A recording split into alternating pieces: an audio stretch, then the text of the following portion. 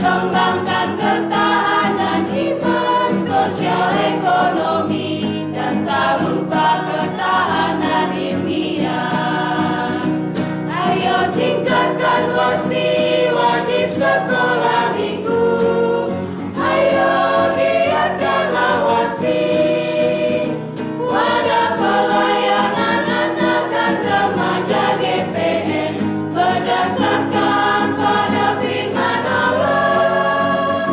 Ayo tingkatkan WASMI, wajib sekolah minggu.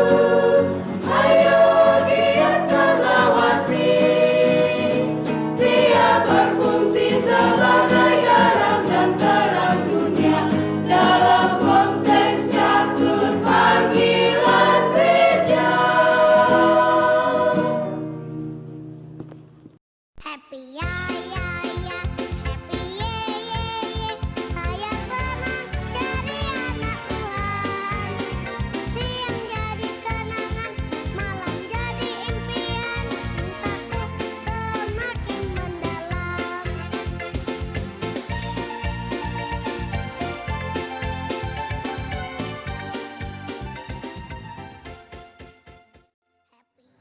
Shalom Papa dan Mama. Berikut adalah panduan orang tua membimbing anaknya mengikuti ibadah online. Mari kita bantu mereka agar dapat beribadah dengan baik di rumah dan tahu bahwa Tuhan Yesus hadir dimanapun. Karena itu, yang pertama, ajaklah anak untuk bersiap selayaknya hendak pergi ke gereja. Persiapkan TV ataupun HP yang digunakan untuk membuat materi ibadah online. Tujuannya adalah agar anak lebih konsentrasi mengikuti ibadah. Yang kedua, ajak anak berdoa sebelum beribadah online. Yang ketiga, anak-anak harus mengikuti ibadah dengan baik, yaitu dengan cara mengikuti semua yang dilakukan oleh kakak pengasuh. Yang keempat, Mama Papa ingat anak-anak melihat teladan kita sebagai orang tua. Karena itu, Mama Papa harus mengikuti ibadah online dengan antusias ya. Kelima, untuk membantu anak-anak belajar, Papa Mama tanyakan pesan apa yang didapat dari materi ibadah hari ini. Terima kasih atas bimbingannya. Mari kita sehati dalam melalui situasi ini bersama Tuhan Yesus Kristus. Buang rasa cemas atau khawatir yang berlebihan. Roma 8 ayat 28. Karena kita tahu sekarang bahwa Allah turut bekerja dalam segala sesuatu untuk mendatangkan kebaikan bagi mereka yang mengasihi Dia, yaitu bagi mereka yang terpanggil sesuai rencana Allah. Selamat beribadah, Tuhan Yesus memberkati. Happy ya ya ya. Selamat pagi adik-adik. Saya senang. Salam jumpa dalam ibadah sekolah minggu Tunas Ketebaran Injil Jemaat GPM 12. Siapa yang bersuka-cita di hari ini? Ayo lambaikan tangan. Saya.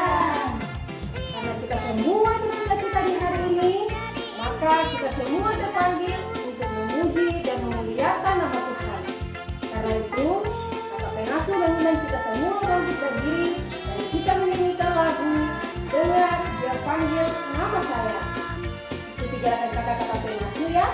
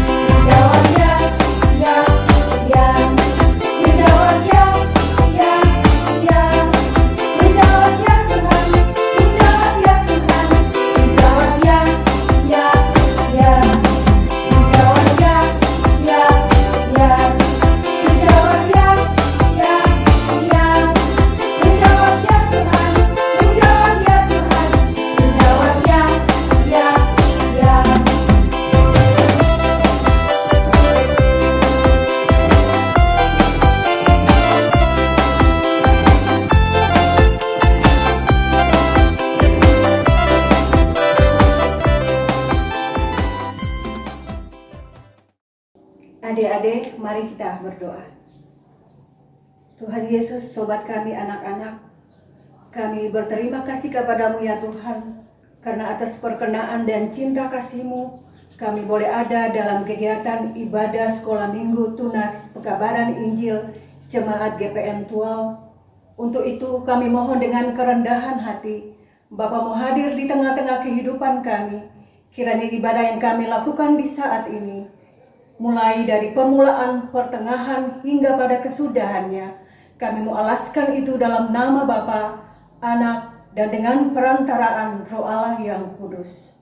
Amin. Halo adik-adik yang dikasihi sama Tuhan kita Yesus Kristus. Sambil kita tetap berdiri, Kakak Pingasuh mengajak kita semua untuk sama-sama kita menyanyikan bagi Tuhan lagu Kudaki Daki Gunung yang Tinggi, dan lagu yang kedua adalah Sayang Sayang Aku Disayang Tuhan.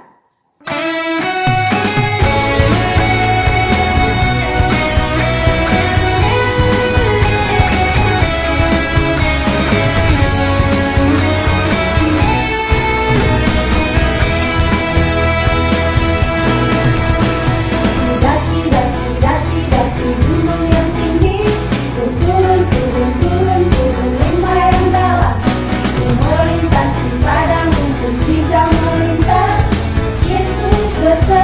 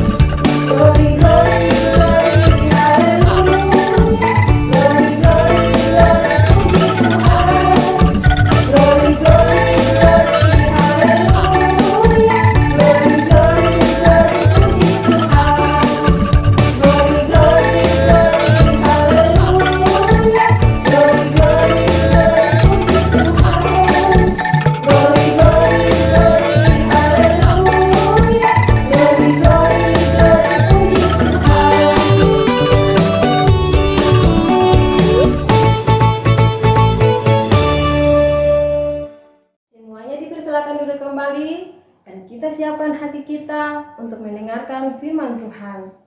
Adik-adik, di saat ini sebelum kita mendengarkan firman Tuhan, kita akan berdoa dan doa ini digantikan dengan kita menyanyikan lagu Kusiapkan Hatiku Tuhan. Siapkan hatiku Tuhan, menyambut firman-Mu. Saat ini ku sujud menyembah-Mu Tuhan, masuk hadirat-Mu. Saat ini ku siapkan hatiku Tuhan untuk firman-Mu.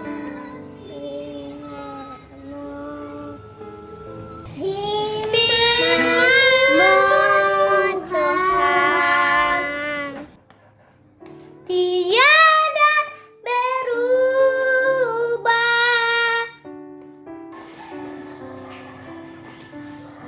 dahulu sekarang selama-lamanya Dia berubah. Tuhan penolong hidupku, ku siapkan hatiku Tuhan, menyambut firman-Mu. Adik-adik, di saat ini kita akan bacakan firman Tuhan yang terambil dari kitab Matius 28 ayat 16 hingga berakhir pada ayatnya yang ke-20. Sekali lagi, Matius 28 ayat 16 hingga berakhir pada ayatnya yang ke-20. Jika sudah mendapatkannya, mari kita baca secara bersama-sama. Perintah untuk memberitakan Injil. Dan ke-11 murid itu berangkat ke Galilea, ke bukit yang telah ditunjukkan Yesus kepada mereka. Ketika mereka melihat Dia, mereka menyembahnya, tetapi beberapa orang ragu-ragu. Yesus mendekati mereka dan berkata, "Kepadaku telah diberikan segala kuasa di sorga dan di bumi. Karena itu, pergilah, jadikanlah semua bangsa muridku, dan baptiskanlah mereka dalam nama Bapa dan Anak dan Roh Kudus, dan ajarlah mereka melakukan segala sesuatu yang telah kuperintahkan kepadamu. Dan ketahuilah, aku menyertai kamu senantiasa sampai kepada akhir zaman." Adik-adik yang diberkati oleh Tuhan kita Yesus Kristus, di sekolah minggu kita juga punya kegiatan TPI-nya.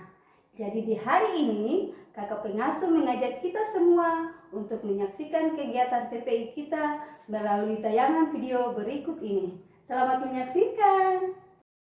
Shalom, selamat pagi adik-adik jemaat tua dimanapun berada. Hari ini telah hadir bersama kakak pengasuh di studio Sion TV seorang tokoh pekabaran Injil di Maluku, yaitu Bapak Yosep Kam. Ya, sebelum kita tanya-tanya, kita sapa dulu. Halo, selamat pagi. Shalom Bapak Yosep Kam, apa kabar di pagi ini? Shalom, selamat pagi dan selamat hari Minggu juga buat anak-anak SMTPI Jemaat GPM Tuhan. Puji Tuhan, kabar baik. Iya, Bapak Yosep Kam mungkin bisa menceritakan sedikit tentang asal-usul Bapak dan dari mana Bapak Yosep Kam berasal. Iya, baik. Saya adalah seorang Swiss yang tinggal di Belanda. Kakek saya bernama Peter Kam. Dia datang di Belanda pada tahun 1713 sebagai seorang serdadu. Dan dia menikah di Belanda dan menetap di Belanda. Apa saja jenjang pendidikan tinggi yang Bapak tempuh dan kapan Bapak bisa menyelesaikan studi Bapak? Iya, baik. Saya menempuh pendidikan teologi di Rotterdam, Belanda pada tahun 1811 dan kemudian saya juga melanjutkan pendidikan di Inggris, London pada tahun 1812. Dan yang paling menarik adalah pada tanggal 16 Agustus tahun 1813 di Inggris saya ditabiskan menjadi seorang pendeta. Iya, seperti apa perjalanan pelayanan Bapak setelah menjadi pendeta pada tahun 1813?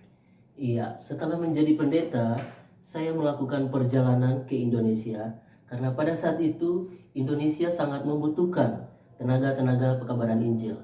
Dan saya akhirnya berlayar ke Indonesia. Pada tahun 1814 saya tiba di Indonesia. Dan perjalanan ke Indonesia membutuhkan waktu selama 4 bulan. Wah, perjalanan yang cukup panjang ya. Saya penasaran, yang pasti adik-adik di rumah juga penasaran. Bagaimana sampai Bapak bisa berada di Maluku untuk melakukan pelayanan pekabaran Injil? Iya, jadi ketika berada di Jakarta, kami melakukan berbagai macam kegiatan peribadatan. Dan dari situ saya ditunjuk untuk melakukan pekabaran Injil ke Maluku. Setelah berada di Maluku, tepatnya di kota Ambon, saya melakukan ibadah pertama kali di kota Ambon pada tanggal 5 Maret tahun 1915, tepatnya di Gereja Besar Jalan Aipati, Puskut. Dan pada tanggal 26 Maret, saya juga memimpin ibadah perjamuan kudus. Dan setelah melakukan perjalanan kehidupan kurang lebih 1 bulan di Ambon, setelah menikmati hidup kurang lebih 1 bulan di Ambon, saya akhirnya memutuskan untuk menikah dengan seorang gadis peranakan Indonesia Belanda yang bernama Sarah Maria Timmerman. Dan hasil dari pernikahan kami dikaruniai 2 orang anak, tetapi seorang anaknya telah meninggal dunia, dan anak saya yang satunya bernama Joseph Karel yang saat ini juga sedang mengikuti jejak saya yang menjadi seorang pendeta. Dan selama kurang lebih kehidupan saya di Ambon, saya telah membaptis kurang lebih 7.553 orang anak, baik itu anak kecil maupun orang dewasa.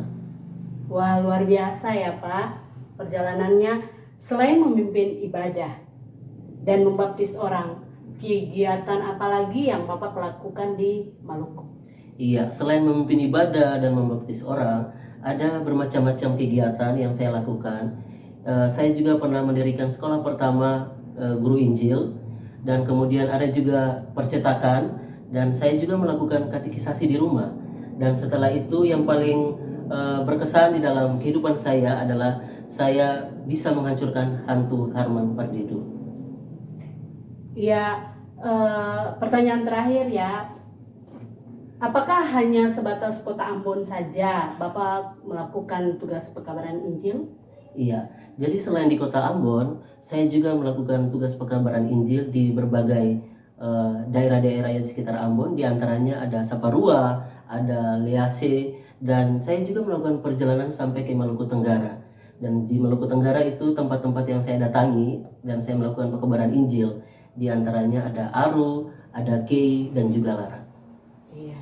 Terima kasih Pak atas waktu dan kesempatan sudah hadir di studio untuk bersama-sama dengan kami berbagi pengalaman tentang memberitakan Injil khususnya di daerah Maluku dan lebih khusus di kami di Kei. Iya, demikianlah wawancara singkat kami dengan Bapak Yosef Kam yang telah melaksanakan tugas pekabaran Injil di daerah Maluku, lebih khusus Maluku Tenggara, Pulau Kei dan sekitarnya. Semoga bermanfaat bagi kita semua. Selamat pagi dan shalom. Adik-adik, dengan penuh sukacita kita angkat pujian bagi Tuhan setia-setia. Setia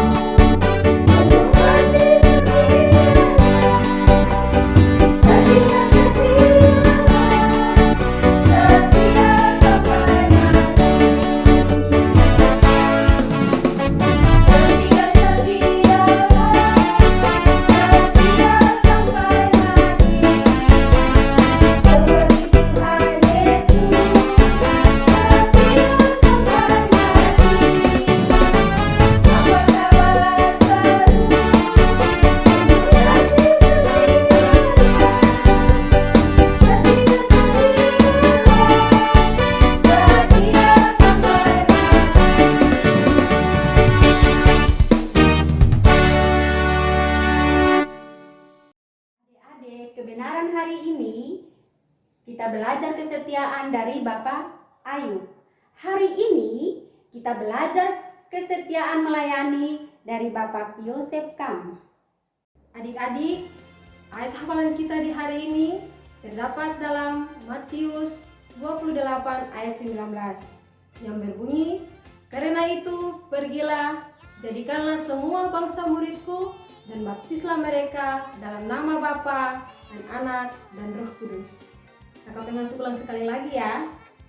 Ayat hafalan kita di hari ini terdapat dalam Injil Matius pasal 28 ayat 19 yang berbunyi, "Karena itu pergilah, jadikanlah semua bangsa muridku dan baptislah mereka dalam nama Bapa dan Anak dan Roh Kudus."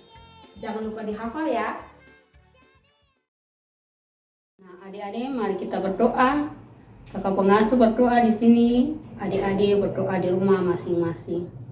Mari kita berdoa. Ya Tuhan, di saat ini kami mengucap syukur kepadamu karena atas tuntunan dan kasih sayang Tuhan, kami ada dalam ibadah sekolah minggu walaupun pelaksanaannya lewat online ya Tuhan. Ya Tuhan, kami berterima kasih juga atas cerita yang baru kami dengar tentang Bapak Yosef Kam. Kiranya kami mau menjadi Bapak Yosef Kam muda yang mau memberitakan Injil dimanapun kami berada ya Tuhan. Ya Tuhan, kami mau berdoa juga bagi Bapak, Mama, Tuhan, Engkau memberkati mereka dengan memberikan mereka kekuatan, kesehatan, agar mereka dapat melayani kami, anak-anak-Mu ya Tuhan. Tuhan, kami berdoa bagi kami yang ada dalam bangku pendidikan Tuhan, Engkau kiranya memberikan roh hikmat kepada kami, agar apa yang diberikan dari guru bisa kami memahaminya dan dapat kami melaksanakannya di dalam kehidupan sehari-hari kami. Ya Tuhan, di saat ini juga kami mau berdoa bagi teman-teman kami yang di minggu ini ada dalam perayaan ulang tahun mereka Tuhan. Di usia yang baru ini Tuhan, Engkau memberkati mereka dengan masa pertumbuhan mereka ya Tuhan. Ya Tuhan, di saat ini juga kami mau berdoa bagi teman-teman kami yang sementara sakit Tuhan. Engkau memberkati mereka juga dengan tangan-Mu yang penuh mujizat itu ya Tuhan. Tuhan, di saat ini juga kami mau berdoa bagi pemerintah dan gereja-Mu ya Tuhan di dunia ini Tuhan. Ya Tuhan, walaupun kehidupan kami di dunia ini masih dilanda COVID-19 Tuhan, kiranya Tuhan Engkau mau memberkati kami semua agar kami terhindar dari wabah COVID-19 ya Tuhan. Tuhan, inilah doa kami, dengarlah doa kami. Terima kasih Tuhan. Amin.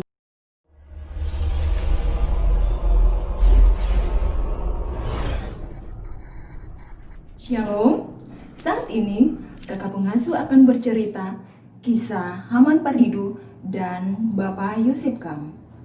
Haman Pardidu merupakan cerita yang sudah tidak asing lagi dalam kalangan masyarakat Maluku. Haman Pardidu adalah seorang anak laki-laki yang nama sebenarnya adalah Haman Semper.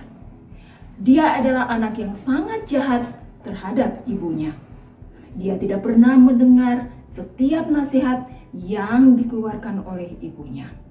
Suatu saat, Haman Semper dengan ibunya sedang berbicara. Kemudian, ibunya memberi nasihat kepada dia. Namun, apa yang terjadi? Haman Semper mengambil pisau dan hendak menusuk ibunya. Semenjak saat itu, ibunya marah dan ibunya mengatakan seperti ini. Apapun yang kamu lakukan, ibu sudah tidak peduli lagi. Ibunya marah dan ibunya mengutuk dia.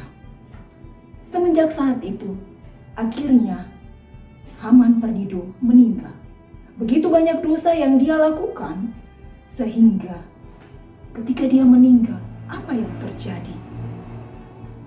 Kuburnya digali, dan ketika dia dimakamkan, selalu saja kubur itu penuh dengan air.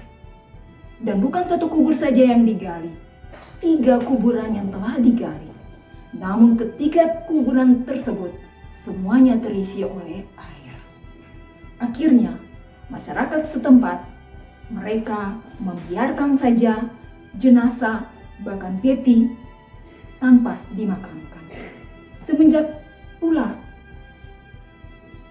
mayat atau arwah dari Haman Pardidu ini dia bergentayangan. Mulai dari jam 7 sampai jam 12 malam. Setiap saat dia bergentayangan. Dan apa yang dilakukan? Haman Pardidu, dia harus membawa sebuah belanga yang berisi dengan bara yang begitu panas. Nah, ketika bara itu dia membawa sambil dia berteriak, haus, haus, haus, haus. Masyarakat setempat sangat sayang dan kasihan kepada dia. Mereka menyiapkan banyak, mulai dari ember, mulai dari loyang, sampai pada drem-drem yang besar. Namun, ketika dia mau meminumnya, belum sampai sedekat tempat yang sudah disediakan. Apa yang terjadi? Airnya kering. Akhirnya, masyarakat setempat terus dan terus resah karena hal yang terjadi setiap saat dia bergentayangan sambil berteriak, haus, haus, dan haus. Suatu saat, bangsa Portugis mereka membuat sebuah sayembara dengan imbalan bahwa siapa yang bisa menenangkan arwah daripada Haman Pardidu, maka dia akan diberikan imbalan. Ada seorang jahat, dia baru keluar dari penjara. Dia mencoba untuk menenangkan arwah daripada Haman Pardidu. Namun apa yang terjadi? Sebelum dia sampai, sebelum dia mau menenangkan arwah daripada Haman Pardidu, yang terjadi, dia meninggal karena terbakar. Akhirnya, masyarakat setempat menjadi semakin resah karena belum ada yang bisa untuk menenangkan arwah daripada Haman Pardidu. Semenjak saat itu, ada seorang pendeta yang bernama Pendeta Yosef Kam. Beliau tinggal sekitar Tanah Tinggi. Beliau mendengar tentang arwah dari Haman Pardidu. Kemudian, beliau menunggu mulai dari jam 7 sampai jam 12 malam. Akhirnya, beliau menunggu datanglah arwah dari Haman Pardidu. Kemudian, ketika arwah Haman Pardidu muncul, maka Pendeta Yosef Kam keluar menemui Haman Pardidu. Beliau kemudian berdoa, dalam nama Bapa, Putra Yesus Kristus dan Roh Kudus, lenyaplah. Semenjak saat itu, terjadilah bunyi yang sangat kuat. Dan akhirnya, Haman Pardidu dalam bahasa Portugis yang begini bunyinya. Bapak Pendeta telah menyelamatkan saya. Semenjak saat itu, dia mulai memegang tangan daripada Bapak Pendeta Yosef Kam. Namun Bapak Pendeta Yosef Kam tidak memegang tangan dari Haman Pardidu, tetapi beliau memberikan sebuah sapu tangan. Dan sapu tangan itu diambil oleh Haman Pardidu, kemudian sapu tangan itu pula terbakar. Semenjak saat itu pula, maka arwah dari Haman Pardidu sudah tidak pernah terdengar lagi sampai saat ini. Demikian kisah singkat Haman Pardidu dan Pendeta Yosef Kam, legenda masyarakat Maluku.